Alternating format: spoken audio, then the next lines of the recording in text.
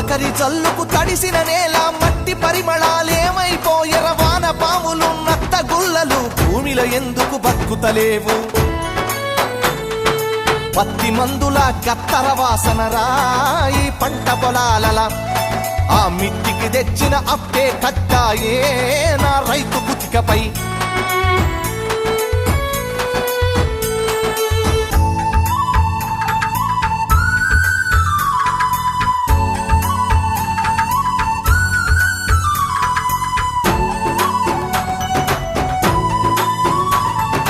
హరిశ్చంద్రపజ నాటకాల పంతులారు మోనియం చెదలు పట్టినది యక్షగానము నేర్పే పంతులు ఉప్పరి పనిలో తట్టబట్టినడు